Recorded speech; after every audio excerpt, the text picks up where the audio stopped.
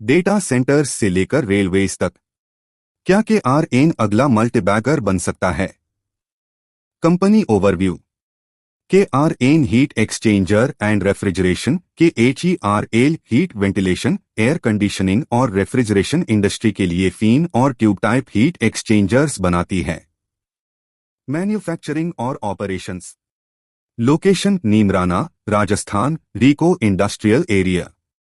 Size 1,50,000 square feet का manufacturing hub. Capacity utilisation. Evaporator condenser coils 84.09%, headers copper parts 84.53%, sheet metal parts 85.77%। Clients Daikin, Schneider Electric, Kirloskar, Blue Star, Carrier, Voltas, Norbrems, Climaveneta और Croston जैसे बड़े नाम। Market और competitive advantage. Market size Bharat में fin cube heat exchanger market room AC को छोड़कर 4,000 रुपए CR से ज्यादा। कंपनी की ताकत मोट, डीप बैकवर्ड इंटीग्रेशन, 21 ज्योमेट्री, पूरा शीट मेटल, ट्यूबिंग और मैनिफोल्ड मैन्युफैक्चर करने की क्षमता। पहला खिलाड़ी, फर्स्ट मूवर, इंडिया की पहली कंपनी जिसके पास अहरी अप्रूव्ड लैब है। Customer engagement, design lead, upselling और प्रोडक्ट एफिशिएंसी पर फोकस। US टैरिफ का असर बहुत कम, क्योंकि कंपनी के सीधे US कस्टमर बहुत कम हैं। वित्तीय प्रदर्शन FY25 बनाम FY26। कुल आय टोटल इनकम 98 रुपये 73 पैसे करोड़ Q1 FY25 से बढ़कर 117 रुपये 14 पैसे crore Q1 FY26। Net profit मार्च 2024 में 39 रुपये करोड़, मार्च 2025 में 53 रुपये करोड़। EPS अर्निंग्स पर शेयर 8 रुपीज एंड 47 पैसे 2024, 8 रुपीज एंड 51 पैसे 2025। बिजनेस मॉडल और मार्केट इंसाइट्स। बिजनेस मॉडल पूरी तरह B2B, खास तौर पर OEMs, ओरिजिनल इक्विपमेंट मैन्युफैक्चरर्स पर निर्भर।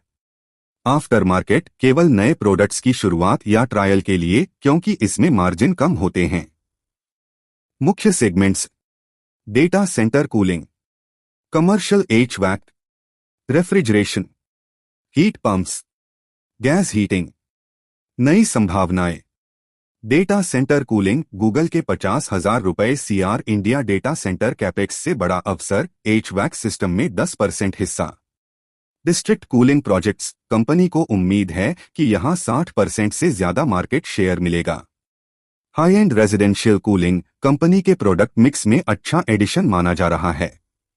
स्ट्रैटेजिक और policy developments. PLI scheme, production linked incentive, subsidiary को मंजूरी मिली। 141 रुपये 72 पैसे CR का इंसेंटिव पास हुआ IFCI LTD से। उद्देश्य कैपेसिटी एक्सपांशन, लोकलाइजेशन और backward integration. RIPS scheme, Rajasthan investment promotion scheme. Pollution certificate CTO approval Q2 Q3 FY26 में मिलने की उम्मीद। इंसेंटिव इनफ्लो Q3 FY26 से शुरू होगा। टैक्सेशन, नई सब्सिडियरी पर 15% कॉन्सेशनल टैक्स रेट लागू। ग्रुप का इफेक्टिव टैक्स रेट 28 से 30% से घटकर 20% होने की उम्मीद। मार्जिन, कॉस्ट और आउटलुक। एक्सपोर्ट मार्जिन घरेलू मार्जिन से 3 से 4% ज्यादा। निकट भविष्य में दबाव, नए प्लांट के कारण लागत ज्यादा। डिप्रीशिएशन 1.25 CR महीना। Employ cost 1.5 CR। Raw material trials 4 CR Q1 में। Interest intra group. Outlook, Q3 FY26 से मार्जिन रिकवरी की उम्मीद, PLI plus RIPS plus tax rate का फायदा। FY26 में मार्जिन लगभग समान या थोड़ा कम रह सकते हैं। FY27 से 1 से 2% मार्जिन सुधार की संभावना, scale plus incentives plus export growth से। FY26 guidance. Q2 FY26 revenue Q1 के बराबर रहने की उम्मीद, क्योंकि नए प्लांट के रैंप अप कॉस्ट चल रहे हैं। H2 FY26 ग्रोथ, मैनेजमेंट का अनुमान है कि साल के दूसरे हिस्से में तेज ग्रोथ होगी। Unofficial guidance 600 plus crore revenue. नए प्लांट की क्षमता 3 साल में 80% यूटिलाइजेशन तक पहुंचने की उम्मीद। एक्सपोर्ट टारगेट, अगले 3 साल में एक्सपोर्ट शेयर को 50% तक बढ़ाने का लक्ष्य। रिस्क्स और चुनौतियां। रैंप अप कॉस्ट, Q1 और Q2 FY26 के मार्जिन पर असर, डिप्रीशिएशन, इंटरेस्ट, एम्प्लॉय कॉस्ट और ट्रायल एक्सपेंसेस ज्यादा। Order book, long term order book नहीं है, बिजनेस ओईएम्स के साथ मासिक रोलिंग बेसिस पर चलता है, प्रोजेक्ट बेस्ड नहीं। एक्सपोर्ट अनसर्टेनिटी, ग्लोबल डिमांड और कस्टमर अप्रूवल पर निर्भर। पॉलिसी टाइमलाइन, PLI और रिप्स स्कीम के इंसेंटिव का फायदा रेगुलेटरी अप्रूवल पर निर्भर। मजबूत पक्ष, प्रोज।